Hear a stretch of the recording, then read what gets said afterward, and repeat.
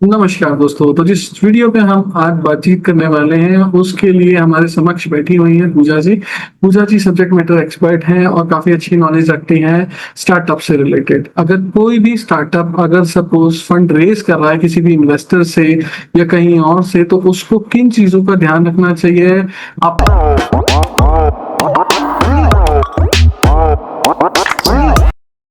Adviser को choose करते वक्त उन सारी चीजों पे हम बातचीत करेंगे। इवन इन चीजों पे भी बातचीत करेंगे कि जब हम स्टार्टअप के लिए फंड रेज करते हैं तो हमें किस तरीके से डाइल्यूशन अपनी इक्विटी का और बाकी सारी चीजों का करना चाहिए।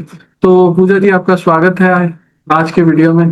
नमस्ते गौरव जी। तो अगर आप एक स्टार्टअप हैं और आप इन्वेस्टमेंट लेके आना चाहते हैं तो जो मेरे एक्सपीरियंस में सबसे ज्यादा स्टार्टअप्स को प्रॉब्लम फेस करनी पड़ती है वो है ड्यू डिलिजेंस में। कभी कभी ड्यू डिलिजेंस में इतने नॉन कंप्लायंसेस निकलते हैं कि जो हमारा इन्वेस्टमेंट जो एक महीने में आना होता है वो डिले करके 5-5 6-6 महीने हो जाते हैं।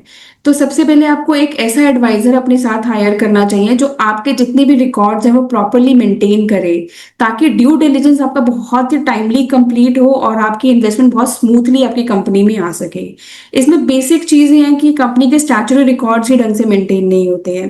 कंपनी के जो फाइनेंशियल ट्रांजेक्शन है वो प्रॉपरली आपके रिकॉर्ड नहीं होते हैं सॉफ्टवेयर्स में। तो यहाँ पे बहुत प्रॉब्लम आती है। कुछ ऐसी चीजें जो ट्रांजेक्शन्स अलाउड नहीं है कंपनी को, और कंपनी इन एडवर्टेंस ऑफ नॉलेज वो ट्रांजेक्शन कर देती है। तो इस टाइम पे एक अगर आपके पास एक अच्छा एडवाइजर है, you can ask before entering into any transaction. Like for example, आप किसी भी अपने रिलेटिव से लोन ले लेते हैं या अपने किसी फ्रेंड से लोन ले लेते हैं जो कि इंडिविजुअल है, which is not allowed in case of a company because it will fall under definition of deposit. But it is very common, लोग फंड्स ले लेते हैं as a loan. You can take amount as investment against issue of shares but not as loan. तो ये छोटी छोटी बहुत सारी बातें हैं जो एक अच्छे एडवाइजर अगर आपके पास हो तो आप मिस आउट नहीं करेंगे और आपकी इन्वेस्टमेंट बहुत स्मूथली आपकी कंपनी में आएगी। अच्छा, एक क्वेश्चन और है मेरा। जैसे सपोज किसी स्टार्टअप को फंड रेज करना है और इन्वेस्टर तैयार है, तो हमें मतलब किन किन लीगल पॉइंट्स को भी ध्यान में रखना चाहिए एज ए स्टार्टअप, ताकि हमारा नुकसान ना हो। क्योंकि आज के टाइम पे फंड रेज करना ना एक अपने आप में एक जटिल प्रक्रिया है, या हम बोले हाँ जी एक वेब है एक तरीके का जिसमें स्पाइडर के तरीके से एक स्टार्टअप फाउंडर फंस जाता है।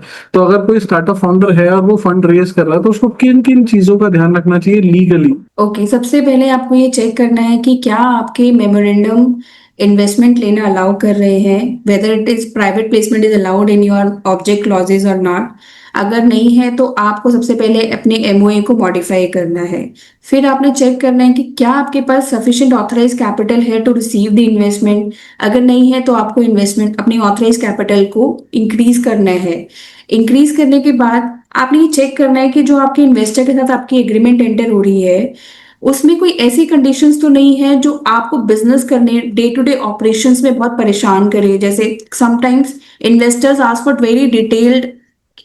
very detailed reports very regularly, weekly, and sometimes they control all the funds. They put all the funds in escrow and control all the transaction. तो इस तरीके से काम करना बहुत मुश्किल हो जाता है और सब्सिक्वेंटली ऐसे स्टार्टअप फेल हो जाते हैं।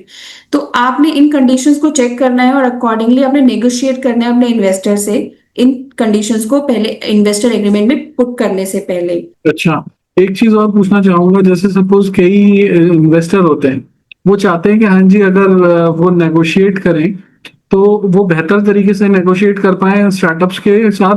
तो वो क्या करते हैं, बल्क टीम बना के आते हैं बोर्ड मीटिंग में या किसी ऐसी जगह में, और स्टार्टअप फाउंडर गलती ये करते हैं कि हाँ जी वो अपने एडवाइजर्स को साथ नहीं रखते। क्या हम अपने एडवाइजर्स को साथ रख सकते हैं when we are having this kind of a deal and having a meeting? बिल्कुल। अगर आपके इन्वेस्टर्स की अपनी कोई लीगल टीम है तो आपके पास वैसे ही अपनी कोई लीगल टीम होनी चाहिए जो आपके इंटरेस्ट को सेफगार्ड करके डिस्कशंस में पार्टिसिपेट करे। ये आपके लिए बेहतर होगा। और इवेंचुअली अगर आप ये देखें कि एडवाइजर कॉस्ट को आप सोच रहे हैं कि एडवाइजर कॉस्ट आएगी, बट अगर आप इवेंचुअली देखेंगे तो एडवाइजर कॉस्ट बहुत कम रहेगी जो आपको फायदे मिलेंगे उस एडवाइस के थ्रू।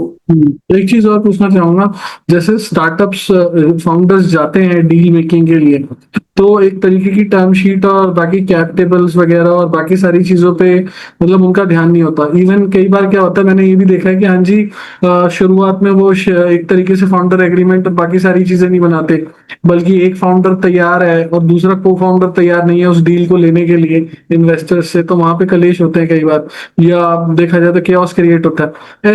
ऐसे केस में क्या किया जाए और टर्म शीट, कैप टेबल और बाकी सारी चीजों को किस तरीके से संभाला जाए? अगर आपने इस तरह के डिस्प्यूट्स को अवॉइड करना है तो सबसे पहले तो आपके जितने भी फाउंडर्स हैं वो सब लोग उस डिस्कशन में पार्टिसिपेट करना चाहिए। ये नहीं होना चाहिए कि एक फाउंडर जाके डील को फाइनल करके, और वैसे भी without consent of the other partner that deal is not final. और टर्म शीट पे आपके सभी फाउंडर्स के साइन होने मैंडेटरी है अलॉन्ग विद द इन्वेस्टर, तभी आपकी वो टर्म शीट थोड़ी वैलिड मानी जाएगी for subsequent execution of the investment agreement. और जब आप अपने pre and post share holding structure को फाइनल कर रहे हैं इन्वेस्टर के साथ, तो आपको बहुत ध्यान देना है कि आपकी डाइल्यूशन ज्यादा ना हो, because in companies act there are certain items जिसमें हमें 75% ऑफ कंसेंट की रिक्वायरमेंट होती है to pass to execute the business. तो इस तरीके से अगर सपोज आपने 50% अपने इन्वेस्टर को दे दिया, तो आपको हर एक डिसीजन मेकिंग के लिए, मोस्टली डिसीजन मेकिंग के लिए आपको अपने इन्वेस्टर के पास जाना पड़ेगा, और इस तरीके से काम करना बहुत मुश्किल हो जाता है। तो आपने चेक करना है कि आप कितना डाइल्यूट करना चाहते हैं।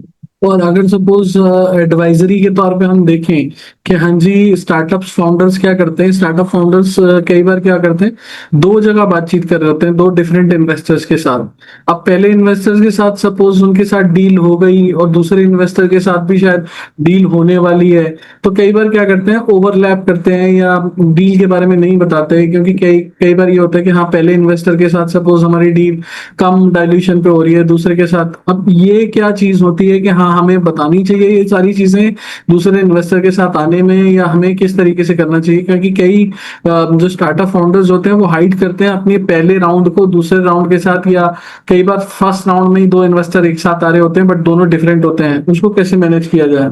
ये सब डिसीजंस आपको ना टर्म शीट साइन करने से पहले लेना है, बिकॉज कभी कभी टर्म शीट में एक एक्सक्लूसिविटी का क्लॉज होता है जिसमें वैलिडिटी भी लिखी होती है कि ये जो टर्म शीट में जो हमने डिस्कशन अभी किया है, जो टर्म्स हमने अभी फाइनलाइज की है, वो कितने टाइम पीरियड के लिए वैलिड रहेंगी। एंड सपोज सब्सिक्वेंटली आपको एक अच्छी डील मिल जाती है, तो आपकी ड्यूटी ये बनती है कि आप अपने पहले इन्वेस्टर को इस चीज को कन्वे करे that you are not going through with that deal because you have got a better deal. But I would suggest कि आप फर्दर डील को एज अ टूल यूज ना करें for negotiating with your first investor, because इससे आपकी एक अच्छी image create नहीं होगी मार्केट में। अब सपोज हमारी कोई डील हो गई है किसी इन्वेस्टर के साथ और सारी चीजें हो चुकी हैं, तो हमें post this deal what points must be considered, हमें क्या चीजें ध्यान में रखनी चाहिए? ओके, आपको जैसे आपकी डील फाइनल हो गई है, आपने इन्वेस्टमेंट एग्रीमेंट एंटर कर लिया है, आपका सबसे पहले इंपॉर्टेंट काम है एक नया बैंक अकाउंट ओपन करें, जो कि एक मैंडेटरी रिक्वायरमेंट है कंपनीज एक्ट की टू रिसीव योर इन्वेस्टमेंट। ठीक है, आपके पास फिर आप अपने उसमें बैंक अकाउंट में इन्वेस्टर से इन्वेस्टमेंट रिसीव करेंगे। ये पूरा काट देना। जैसे ही आपका इन्वेस्टमेंट एग्रीमेंट साइन होता है, तो सबसे पहले there are certain steps you have to follow under private placement rules. आपने एक नया बैंक अकाउंट खोलना है, उसके बाद आपने ऑफर लेटर देने हैं इन्वेस्टर्स को, which should be serially numbered. Once offer letter is issued and your resolution is passed in board meeting, you have to file MJT 14। उसको फाइल करने के बाद आपके पास जब पैसा आएगा बैंक अकाउंट में, उसके विद इन 60 डेज आपको अलॉटमेंट करनी है। अलॉटमेंट की आपको इंटीमेट करना है आरओसी में। उसके बाद आपको अपने शेयर होल्डर्स को शेयर सर्टिफिकेट्स इशू करने हैं। ये जो मैंने आपको रिक्वायरमेंट्स बताई, ये सिर्फ बेसिक रिक्वायरमेंट्स है प्राइवेट प्लेसमेंट की। इसके अलावा आपके इन्वेस्टमेंट एग्रीमेंट में भी बहुत सारे पोस्ट कंप्लायंसेस लिखे होंगे, आपको वो भी उस टाइमलाइन में जो कि मेंशन्ड एग्रीमेंट, उसको उसमें कंप्लीट करना है। ओके। तो थैंक यू पूजा जी, आपने इतना बहुमूल्य समय दिया। हम एक इन्वेस्टमेंट एग्रीमेंट पे एक स्पेसिफिक वीडियो लाएंगे जिसमें हम सारी चीजें कवर करेंगे कि हमें क्या क्या चीजें देखनी चाहिए, क्या क्या नहीं देखनी चाहिए।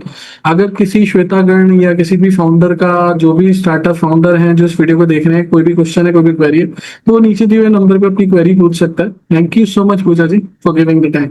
Thank you. दोस्तों, ये वीडियो कहीं से कहीं तक किसी भी तरीके का एडवर्टीजमेंट ना है, ना इसे माना जाए, ना इसे समझा जाए। सिर्फ एक ट्यूटोरियल वीडियो है नॉलेज पर्पसेस के लिए। Thank you.